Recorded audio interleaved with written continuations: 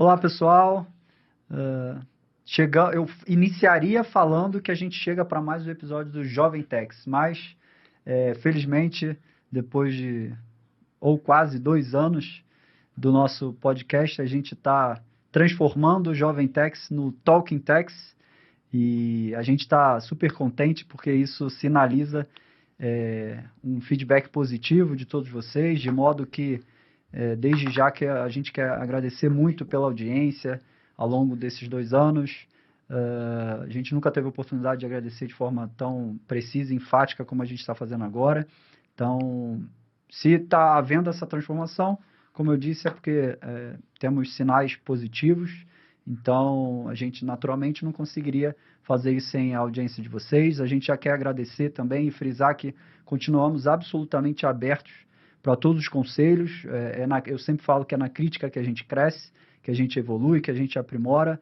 Então, enfim, a gente está buscando também profissionalizar o nosso podcast e a gente pensou bastante no nome, né? Então, chegamos ao nome que, ao nosso entendimento, é muito agradável, Talking Techs.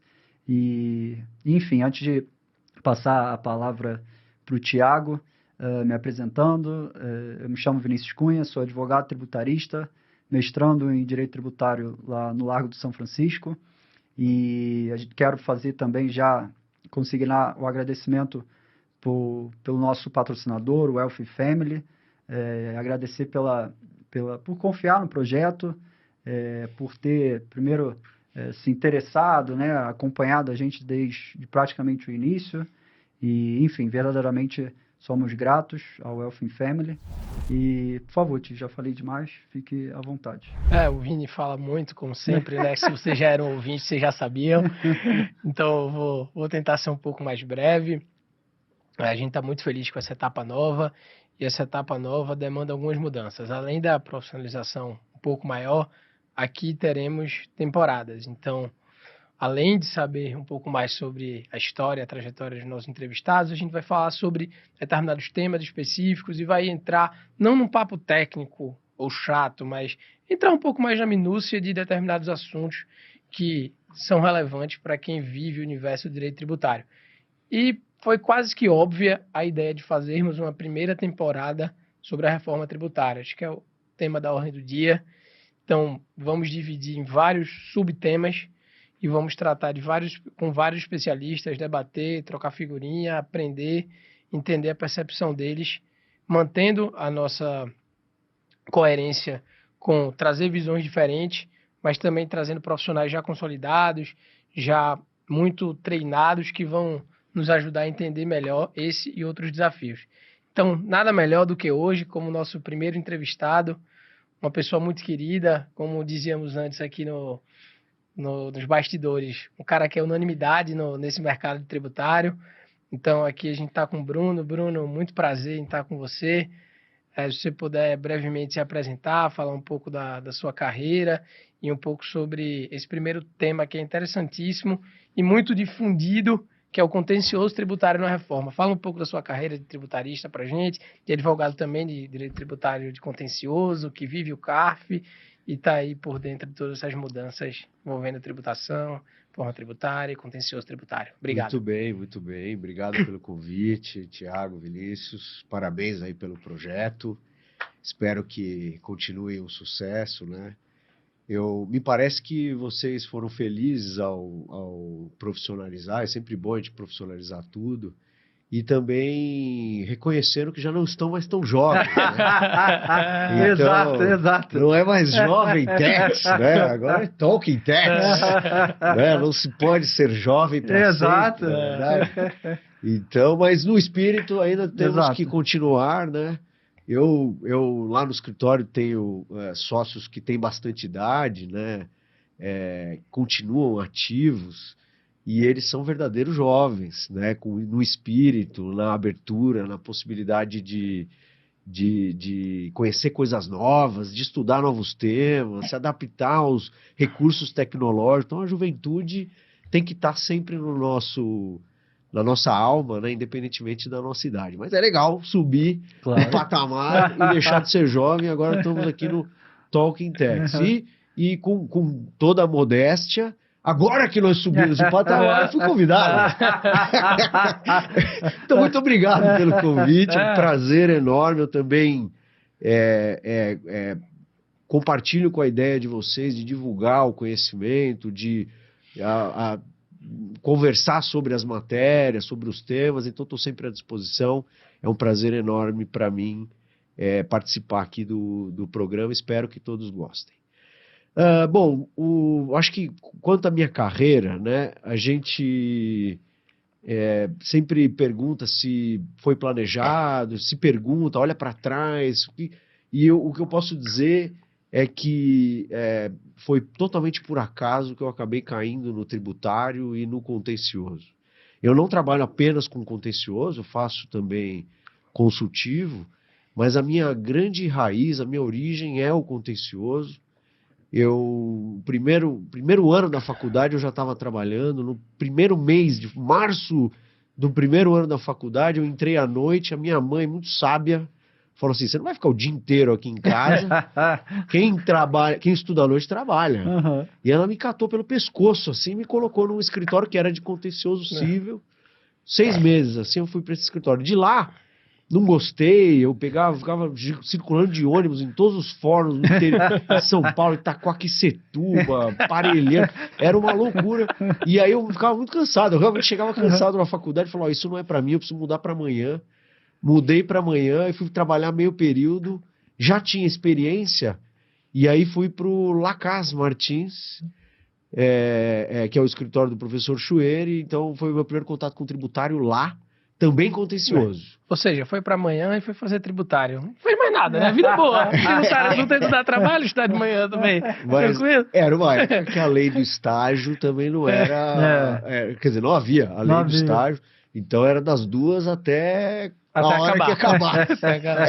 Então tinha um outro modelo, né? Mas eu gostava de priorizar a escola. Também queria dizer isso aqui, filosoficamente, eu acho que é muito importante a gente estudar e nós vamos ter muito tempo de trabalho. Eu falei há pouco tempo que eu trabalho com pessoas que são muito experientes, acima dos 70, 80 anos.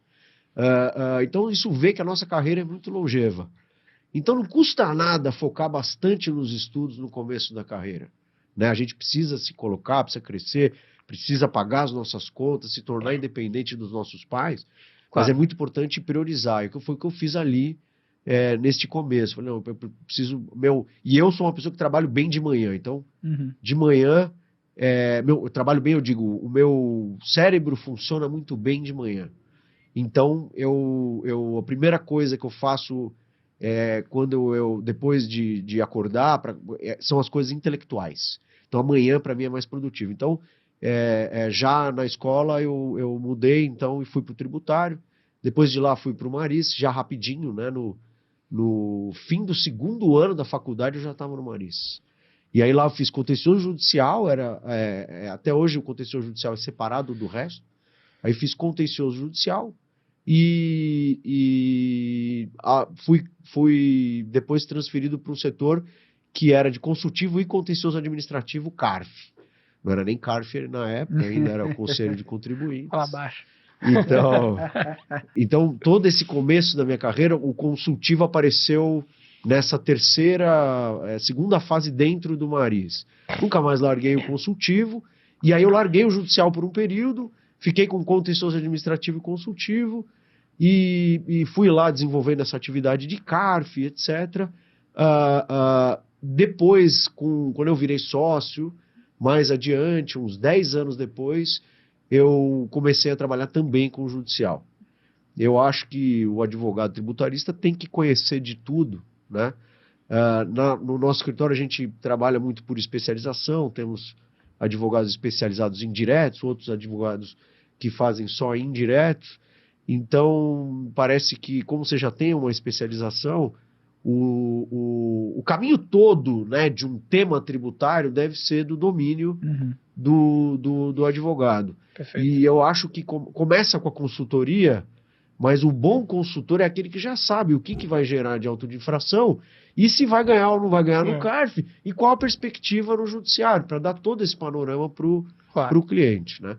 Então, eu passei a fazer judicial, hoje eu faço bastante também, né? Além de acumular esse cargo de gestão lá no escritório, né? Então, basicamente, essa minha trajetória, né? São 25 anos no Maris,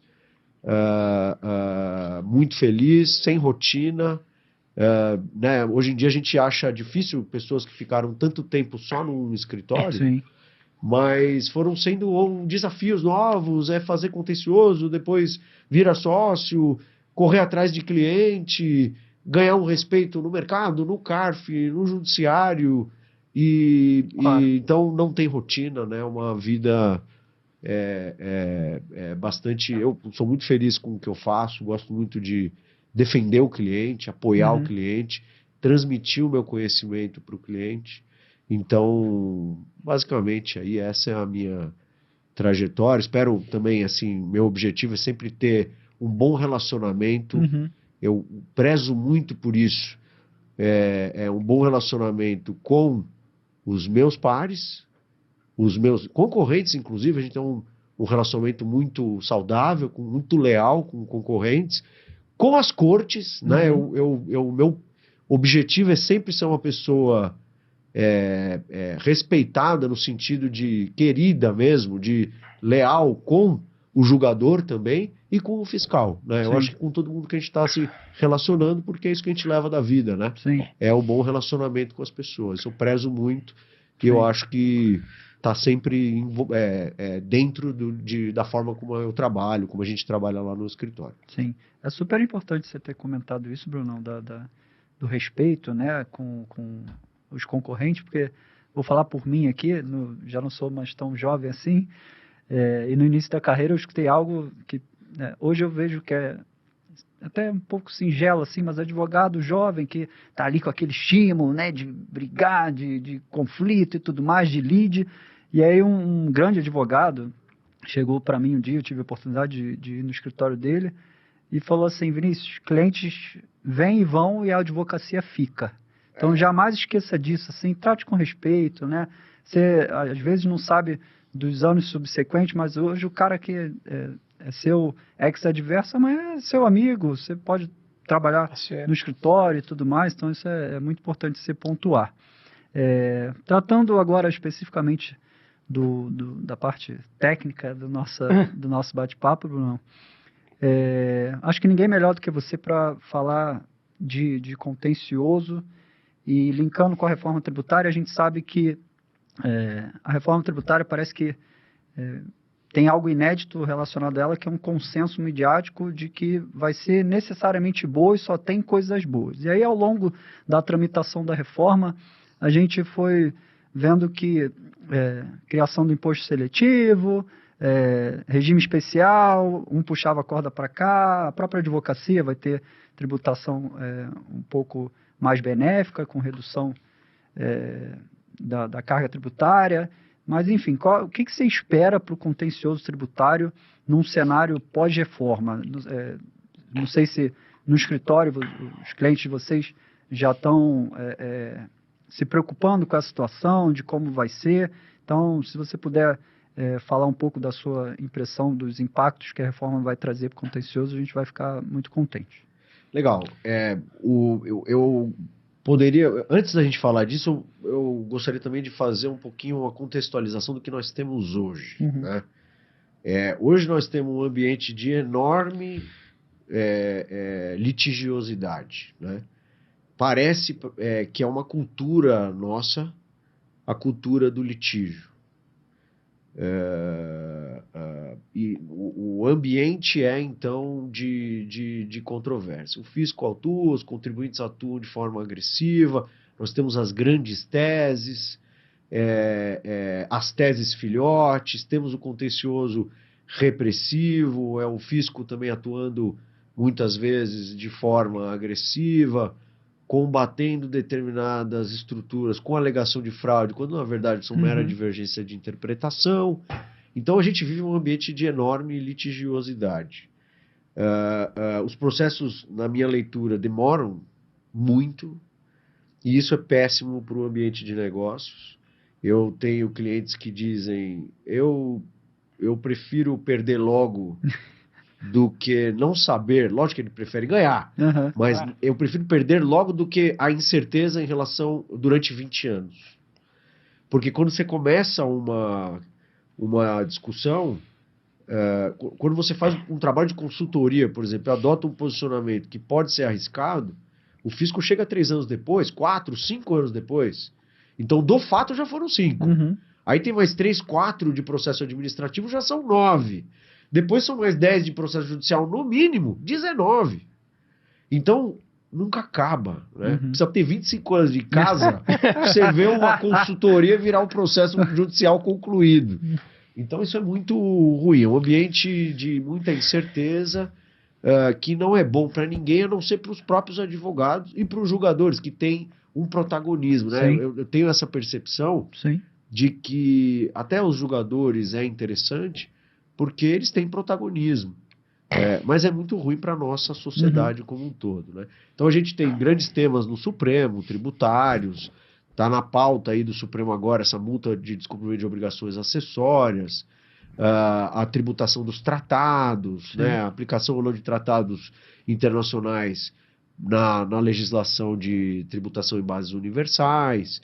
Temos aí o STJ para julgar o cálculo retroativo de juros sobre capital próprio, em repetitivo, um tema que já estava pacificado, mas pacificado com posição favorável das duas turmas, agora vai para repetitivo. Então temos grandes temas ainda a serem julgados. Então nós estamos muito longe, a reforma chega num ambiente de enorme litigiosidade, grandes temas ainda em aberto, e como eu disse, nós temos essa... eu me lembro do professor Quiroga uma vez falando que havia fases do contencioso. Tinha uma época que era a época das teses, depois era a época do contencioso da defesa. Eu acho que agora nós vivemos todas as fases ao mesmo tempo.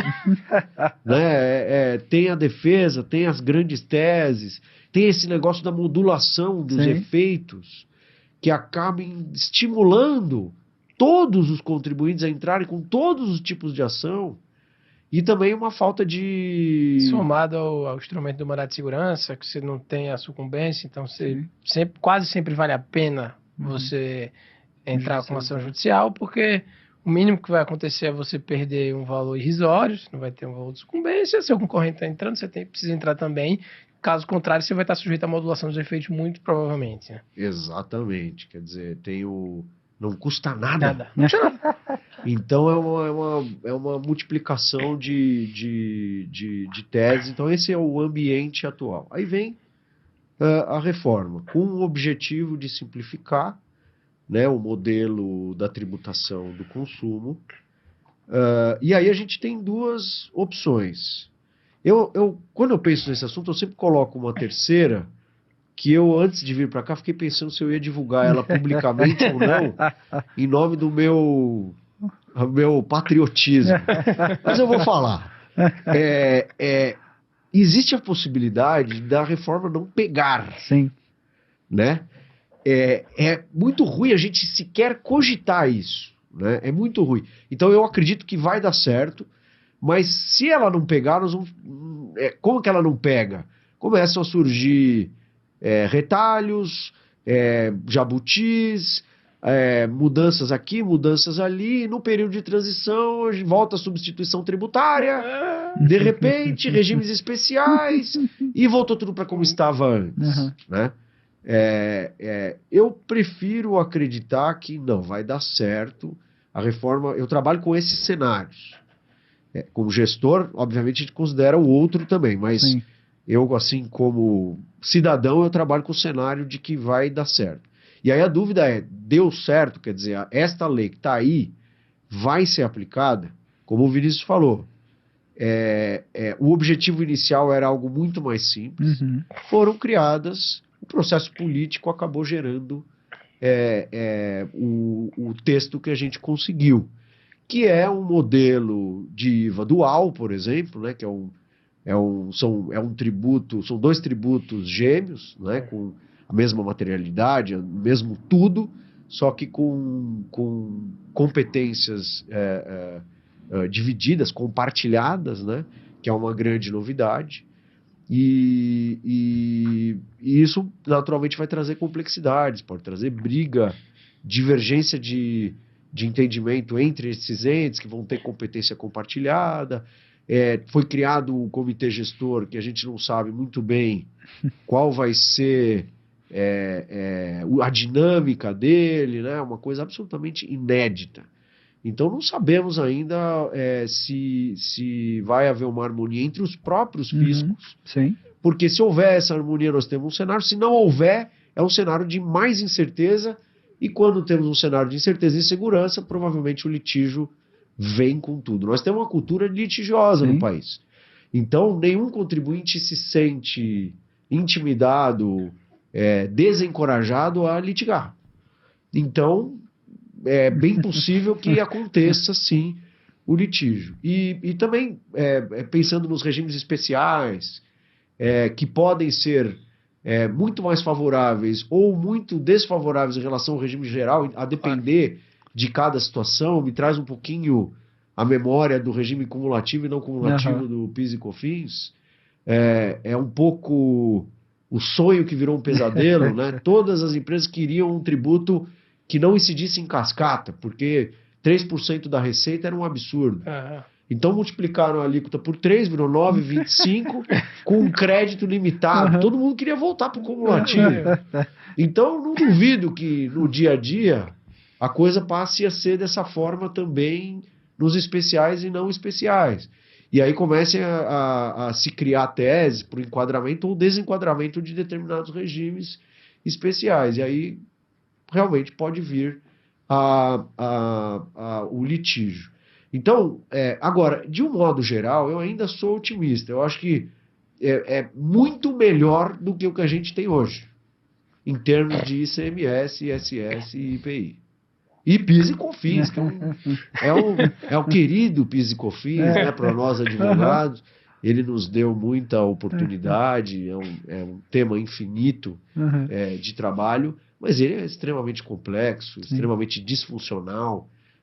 Então, você comparar PIS, COFINS, guerra fiscal de ICMS, substituição tributária, com o IBS, o CBS, com todas as alterações que foram feitas, IBS, CBS, com todas as alterações, é extremamente mais simples, menos complexo. Aí vem o split payment, também com o objetivo de simplificar e facilitar, vamos dizer assim, a arrecadação.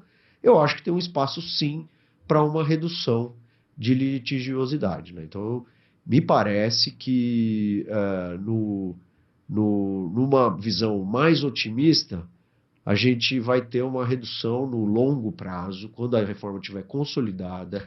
Eu sou entusiasta da reforma possível. Esta era a que foi possível ser passada, ela é muito melhor do que o que nós temos hoje, e menos complexidade gera, naturalmente, menos contencioso. Mas certamente não vai acabar. Certamente ainda vai sobrar muito espaço para discussões. Porque, veja, a tributação é complexa, né? A tributação não é algo simples, né? A vida é complexa. E você, as relações entre os seres humanos, as empresas, são complexas. Então a tributação acaba recaindo sobre as manifestações de riqueza, acabam sendo complexas também. Então sempre vai ter espaço para litígio. Outro ponto, né, que eu fico assim pensando em relação ao comportamento das autoridades. A gente vê algumas manifestações muito interessantes no sentido da não litigiosidade.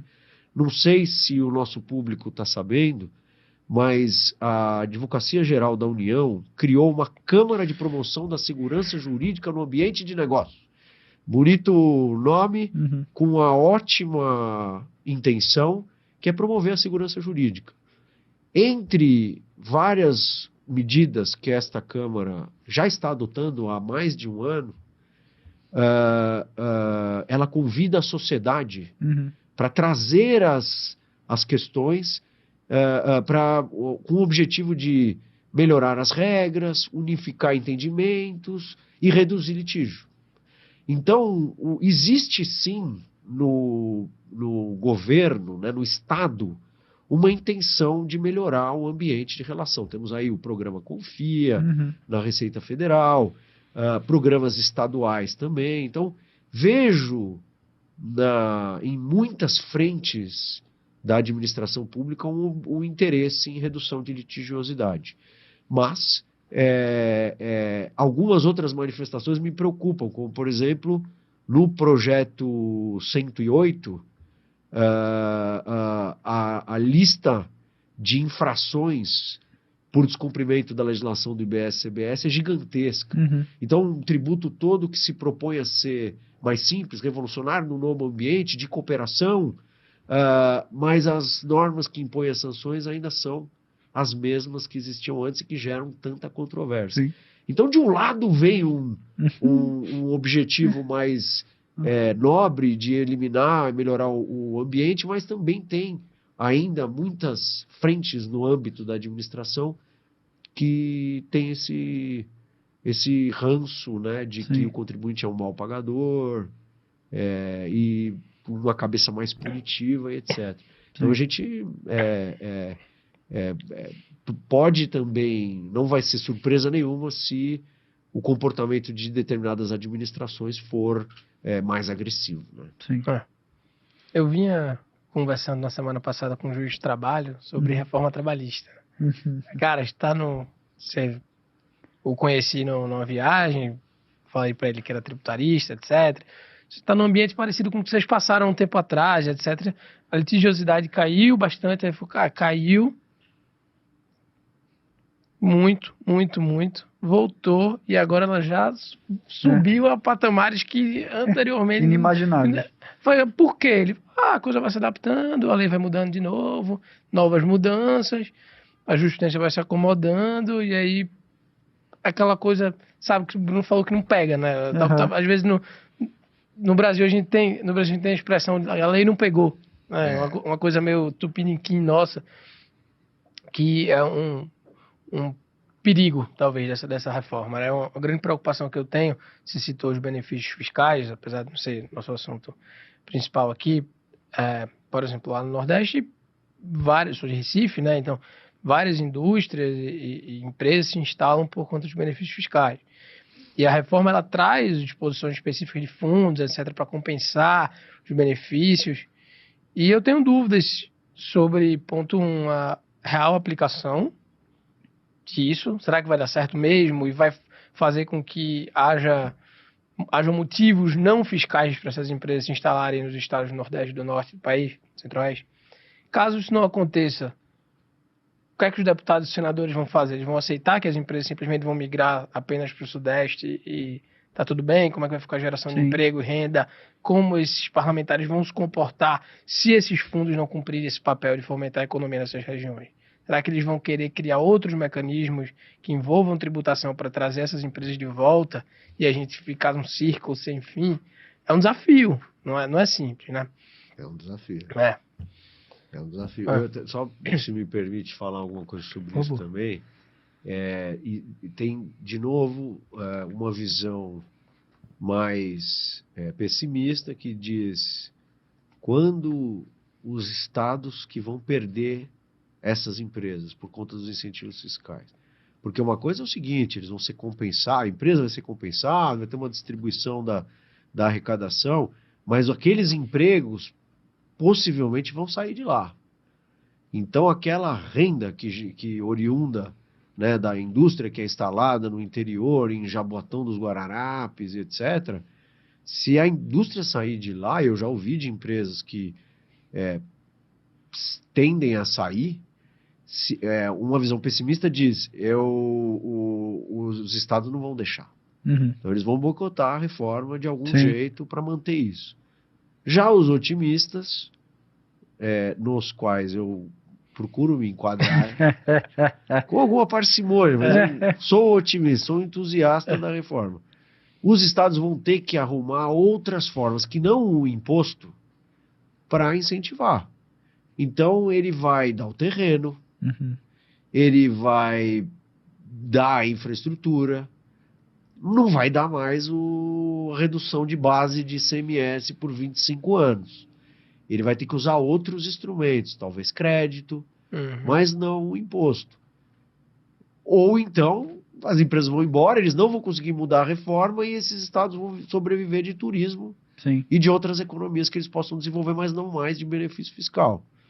O que vai causar um desequilíbrio regional e nós vamos ter que conviver com isso aí. Mas realmente tem uma visão pessimista e tem a visão otimista, né?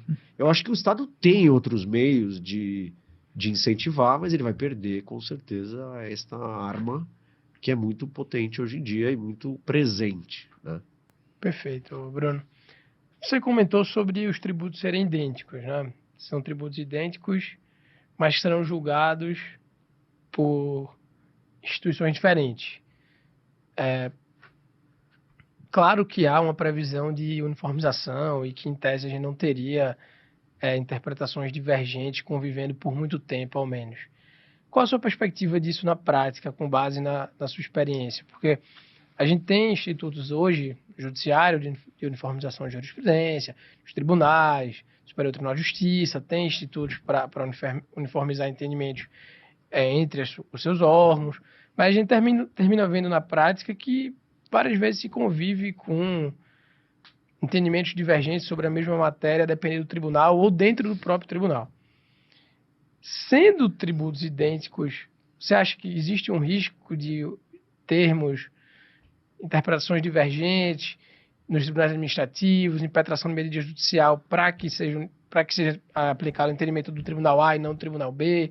Ah, não, o CARF fala isso, mas o julgamento do IBS foi aquilo, então tem que aplicar esse ou aquele. Você acha que isso pode causar um rebuliço um pouco maior do que o mercado está esperando? Eu acho que sim. Eu acho que a forma como está proposto lá no PLP 108, eu fiquei realmente frustrado quando eu descobri que o contencioso ia ser do comitê gestor e do CARF, né, compartilhado. Porque certamente vai haver posicionamento diferente. Até pelas histórias dos impostos que eles julgavam antes. O jogador. Né? Então, provavelmente o federal tem uma possibilidade de herdar do PIS e COFINS alguns conceitos que podem ser ruins, por exemplo, o conceito para o direito ao crédito, né? Para não cumulatividade. E os estaduais, nas suas legislações, e a legislação do PIS e COFINS e do ICMS é completamente diferente. Então, é certo que vai haver entendimento diferente. E é verdade que tem, como você falou, Thiago, os incidentes lá de uniformização, mas quantos anos vão demorar até que haja uniformização? Depois que uniformizar, tudo bem. Mas certamente vamos ter que conviver com entendimentos diferentes. Ainda é tempo de isso mudar, né? Eu acho que é difícil, politicamente, parece que há um interesse dos próprios entes de ter um órgão julgador. Só dando um passo atrás, eu não acho que é um problema constitucional que o julgamento fosse concentrado, tampouco a fiscalização, só em um órgão. Eu não acho que é porque o IVA é dual, que o fato dele ser dual, ou mesmo o princípio federativo, imponha a necessidade de que todo mundo fiscalize, todo mundo regulamente, todo mundo julgue. Não. Podia ver como tem acordos de cooperação, como tem no ITR. Né? Então, em nome de uma das bandeiras da reforma, né, da simplificação, devia ser um órgão só. E eu não acho que tem nenhum problema constitucional nisso. Não sendo, como não vai ser, nós vamos ter problemas. Então, a segurança jurídica vai ser muito prejudicada em função disso. E vai ter, sim, entendimentos diferentes. Basta a gente lembrar que a CBS começa antes. Provavelmente o regulamento federal vem antes do regulamento. Aliás, eu fiquei frustrado também de saber que haveria 2 regulamentos. É o mesmo imposto. Eu estou falando imposto aqui de forma não técnica. Claro, claro. É o mesmo tributo. Não é possível que a reforma que tem esse objetivo de simplificar vai permitir 2 regulamentações. Ou mais. Pode ser que cada ente tenha lá, emita a sua regulamentação. Claro que ainda vai ser menos do que o que a gente tem hoje, mas tinha que ser unificado. Outro problema, não sei se já entrou no radar de vocês, da nossa audiência, mas a fiscalização também vai correr paralelamente. Então, abre uma fiscalização federal, mantida a competência do município para fiscalizar, ele abre a dele também, eles podem chegar a conclusões diferentes, ou vem autuações concomitantes, cada uma vai julgar, porque a gente começou a conversa pensando em manifestações diferentes dos órgãos. Mas o mesmo caso pode ter manifestações diferentes. Não apenas decisões sobre um caso parecido, mas o mesmo contribuinte, na mesma hipótese, pode, em tese, se não houver nenhuma coordenação, pode ser que haja decisões diferentes para o mesmo caso. Sim. E aí não é possível que incida CBS e não incida IBS. Sim. Tenha crédito de CBS, mas não tenha de CBS. Sim. Então, realmente isso é um ponto de enorme atenção. Ainda dá para mudar no Senado isso, não estou vendo perspectiva, mas devíamos nos preocupar com isso. Eu fiquei muito decepcionado quando eu vi o PLP, falei, não é possível. E a gente meio que fica esperando, não, o Congresso não vai aprovar. Aí depois que o Congresso aprova, nós vamos para o judiciário. Né? Então, espero que o Senado trabalhe, tem várias frentes ali, a própria César está trabalhando nesse sentido inclusive da participação dos contribuintes em órgão de julgamento, né? Não no órgão de uniformização da legislação, mas de órgãos de julgamento. Tem muita coisa que poderia ser melhorada no curso da tramitação aí, né? Mas acho que o cenário bem realista de divergência de interpretações, não vai ter jeito. Eu penso também com a questão da sobreposição de competência, né? Fato gerador do ITBI, né? A venda do imóvel, e aí o município tem um determinado entendimento, e aí, para fins de ITBI, naturalmente, IBS e CBS, será que vai ter a mesma compreensão, assim? Sei lá, base de cálculo talvez não surgisse muita controvérsia, mas, enfim... Pode haver. Outra coisa, não sei se vocês já repararam, mas foi criado, o CARF vai julgar o federal, a CBS, e vai ser criado, então, um órgão julgador do comitê gestor. Só que, em paralelo, naturalmente, todos os demais tribunais administrativos seguem existindo. Sim, claro. Então, nós vamos ter o TIT, o CMT, o CARF e o comitê gestor. É muito disfuncional. Sim. É muito disfuncional. Eu entendo a questão do IVA ser dual e haver uma competência compartilhada, que é uma coisa diferente. Mas isso deveria, em nome da simplificação, devia ser legislativamente regulado. Né? Sim. A próxima pergunta, Bruno, é relacionada ao split payments, né? Acho que o aspecto dentro do split payment mais comentado é a questão do impacto no fluxo de caixa das empresas, né? Mas, enfim, a gente queria ouvir de você as suas impressões relacionadas ao split payment e a eventual correlação com o contencioso, né?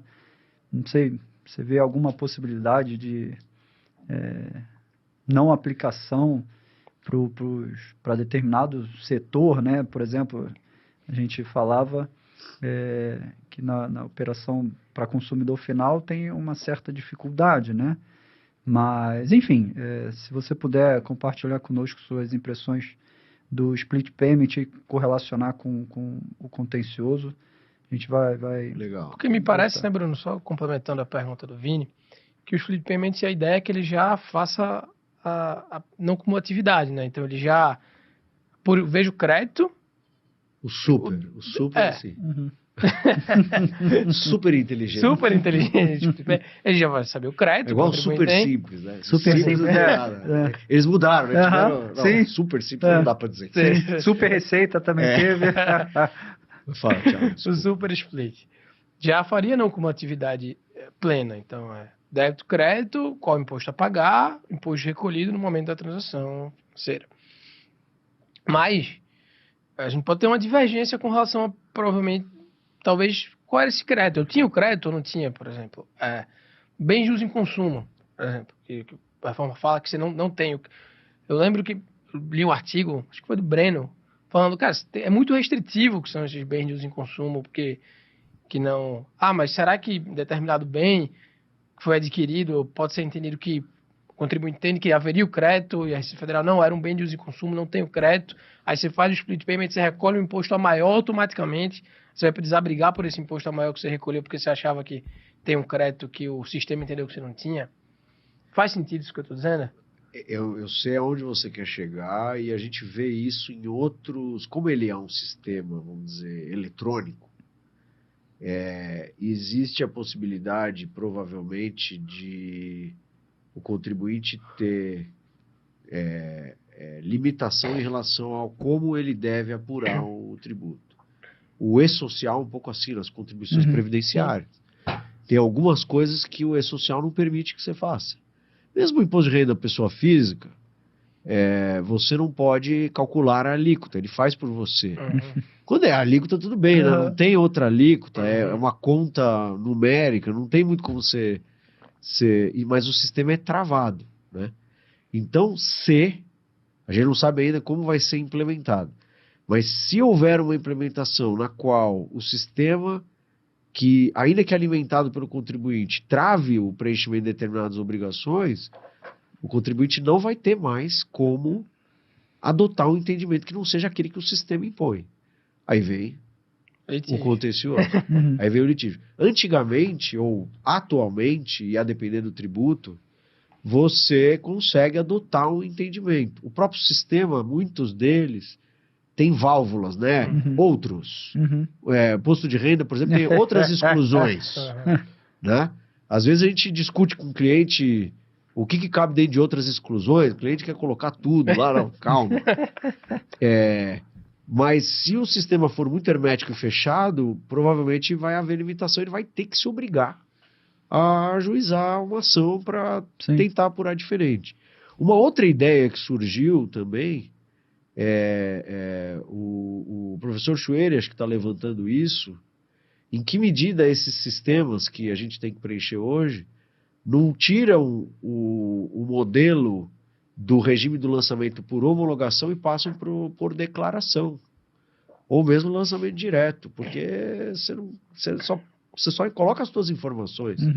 Toda a apuração e interpretação é feita pelo fisco. Né? Então, acho que sim, pode gerar. Agora, vai depender de como você imputa as informações no sistema. Eu entendi que o contribuinte que presta as informações, a entidade de pagamento, a partir destas informações e de outras providas pelo Estado, por exemplo, a do crédito, ele vai calcular. Então, se o contribuinte tiver liberdade para adotar o seu entendimento, aí nós estamos no lançamento por homologação clássico. Aí pode vir o litígio da discordância do fisco. Perfeito. Agora, se o sistema for travado... Auto de infração. Isso, auto de infração. Se o sistema for travado, aí obriga você a judicializar direto. Então, são desafios que a gente vai ter. Mas eu não duvido, realmente, a partir das experiências que a gente tem com outros tributos, que haja esses travamentos. E aí a gente vai ter que buscar direitos da forma como for possível. Né? Sim. O split payment é uma invenção nossa, né? Uma coisa que parece ser promissora. A ideia Teve em outros lugares, mas foram abandonados. Exato. É verdade. É bem dito. Inclusive o IBDT fez uma apresentação, o pessoal do IBDT Jovem fez uma apresentação muito boa sobre o split payment, mostrando que apesar de serem outros nomes e de outra forma, outros países fizeram mostrando o que é que deu certo, o que é que não deu, etc. Então, mas sim, a gente beber dessa experiência internacional é importante, né, para fazer com que a gente evite potenciais problemas. É desafiador, é uma coisa que é nova. Eu acredito muito na infraestrutura tecnológica do Brasil. Você vê as nossas declarações de imposto de renda são as mais modernas do mundo. Nosso sistema bancário é extremamente desenvolvido, dado o nosso histórico de inflacionário, etc. Né? Nos Estados Unidos, hoje ainda se usa cheque por correio. Nos Estados Unidos. Sim. No Brasil, ninguém cogita, né? Pix. Então, eu acho que pode dar certo. Sim.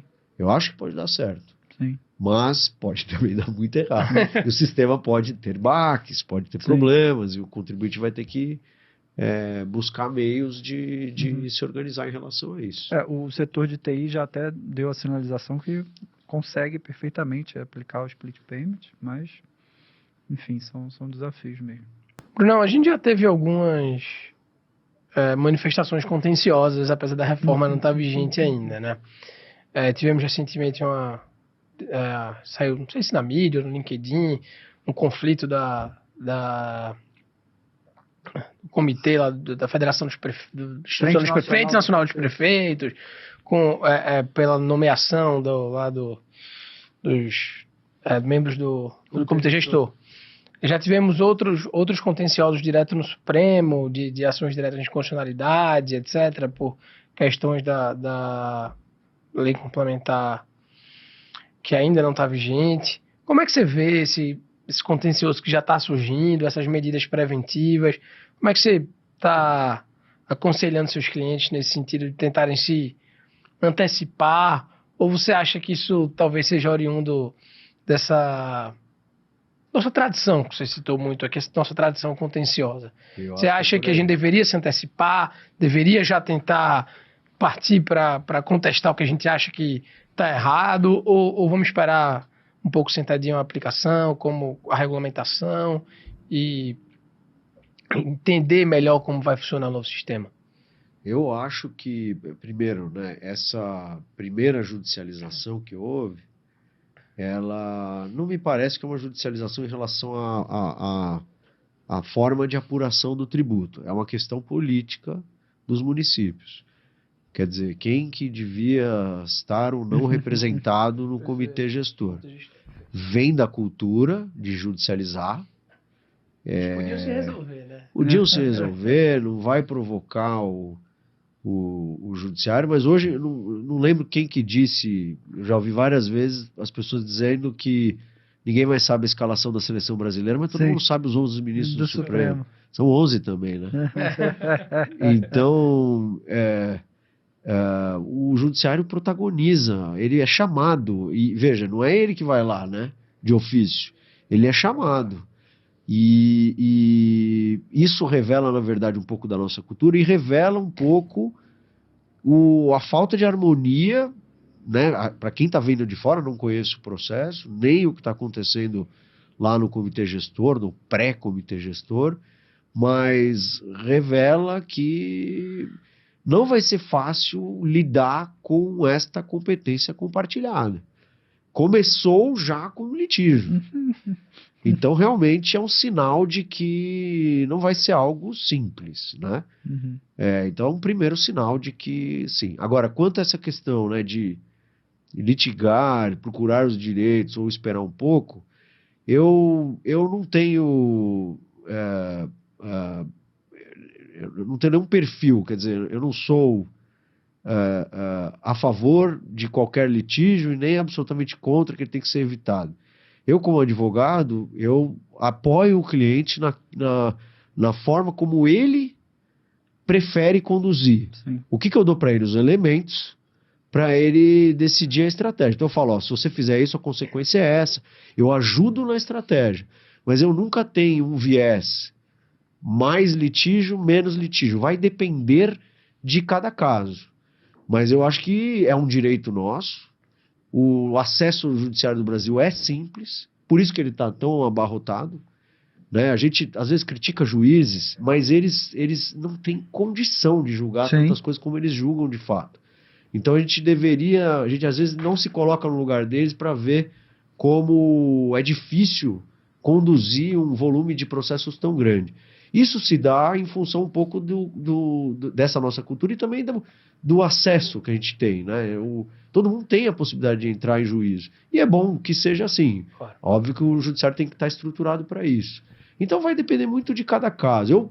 Eu não gosto de sair atirando de primeira. Às vezes é bom esperar um pouco. Nós estamos numa fase de transição, vai vir as regulamentações, né? Tem muita coisa, eu esqueci de falar isso antes, mas uma potencial litígio depois, a gente vai ter uma sinalização mais clara de litígio quando sair o regulamento. Se o regulamento, por exemplo, na questão dos bens de uso e consumo pessoal, seguir uma linha físico-fins, vai dar briga. Uhum. Se ele seguir uma linha IBS-CBS, que eu acho que é absolutamente ampla, é totalmente excepcional o uso e consumo pessoal, aí vai ter menos litígio. Então a gente precisa ver também como veio o regulamento. Claro. Né? E eu não sei se vocês perceberam, mas eu percebi na lei, e isso é um problema de comportamento do próprio legislador, influenciado ali pelos interessados, de várias disposições legais tentando cobrir determinadas questões que estavam sendo endereçadas na jurisprudência. Então você vê que a cultura do litígio está até na edição da lei. Né? Na lei já saem regras para tentar evitar determinados debates. Evitar debate não é um problema, mas o problema é endereçar de uma forma... uma regra antilesiva muito restritiva, né, para eliminar qualquer discussão. Quer dizer, não é bom ter discussão, mas não é bom também eliminar qualquer direito de você se organizar para ter uma carga tributária correta de acordo com a lei. Né? Pessoal, e antes da gente encerrar, a gente quer agradecer muito o nosso patrocinador, o Wealthy Family. É uma academy dedicado exclusivamente à gestão de patrimônio. Então, é uma empresa já muito bem consolidada no mercado. E se você é advogado, contador, assessor financeiro, ou mesmo empresário, né? A Wealthy Family atende bastante o agronegócio, por exemplo. Então, se você tem qualquer interesse no aprimoramento da gestão patrimonial, a gente faz questão aqui de consignar que nosso ilustre patrocinador faz exatamente esse serviço, e é um tipo de serviço que, assim como a advocacia, a contabilidade demanda muita seriedade, de modo que certamente a Wealthy Family garante isso. A Wealthy Family, pessoal, tem uma pegada muito prática, então os cursos e todo o conteúdo deles, de fato, é bem voltado para aprendizagem prática. A questão teórica está ali no fundo, mas eles são bem pragmáticos e práticos, então, para os profissionais, para os advogados, para os contadores, para os assessores financeiros, é de fato o que você está precisando para entrar no mercado. Sigam eles nas redes sociais, @WealthyFamily, e acompanhem os conteúdos que, de fato, vale muito a pena. A gente agradece demais por confiar no nosso podcast e, de fato, recomenda de olhos fechados. É isso. Muito infelizmente a gente está chegando ao final do nosso bate-papo. A gente só tem a agradecer, Bruno, por vir aqui, topar, bater esse papo conosco. Como a gente disse no início, a inauguração de uma nova etapa, e a gente escolheu a dedo, como o Thiago falou, então a gente está muito feliz com sua participação. E, enfim, não sei se o Thiago tem mais algum ponto antes de passar a palavra final para o Bruno. Me parece que só agradecer, Bruno. Você, de fato, como conversarmos aqui, é um cara que tem a cara da advocacia tributária, assim, fazendo um elogio público. Eu leio alguns textos seus sobre...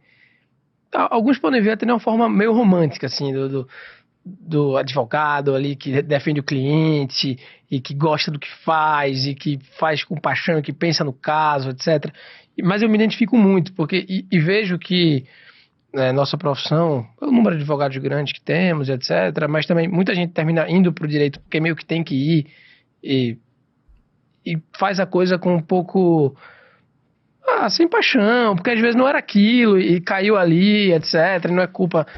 E eu me identifico muito com esse seu perfil da paixão ali, daquela coisa meio quase que romântica da ideia do advogado de representar alguém, seja no consultivo, no contencioso. Então, essa veia que você traz para o mercado, a gente compartilha muito aqui, porque a gente de fato gosta muito do que faz. Então, talvez por isso, além da sua atuação profissional, que realmente é referência, esse seu lado advogado, que não está tão presente assim, talvez, no mercado hoje, com algumas exceções, foi o que nos motivou a trazer aqui. Então, a gente agradece muito. Só um adendo, o Bruno faz posts no LinkedIn dele, então, por favor, quem ainda não se conectou com ele, por favor, se conecte, siga lá. Ele faz posts exatamente sobre isso que o Thiago está falando, muito interessante.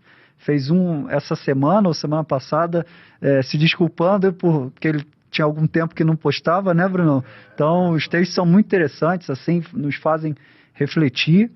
E no final do dia é isso, né? Acho que é uma pessoa apaixonada pelo que faz, tem um desempenho, tem probabilidade de um desempenho muito mais satisfatório do que quem faz por mera obrigação. É isso aí. Então, Bruno, por favor. Obrigado pelas palavras, é isso mesmo. E veja, eu tento ser puro e tento inspirar as pessoas nisso. É claro que eu gosto muito mais de futebol, de música, de jazz, né, do que de advogar, né? É claro que diversão é uma coisa. Você amar a sua profissão não quer dizer que você está se divertindo.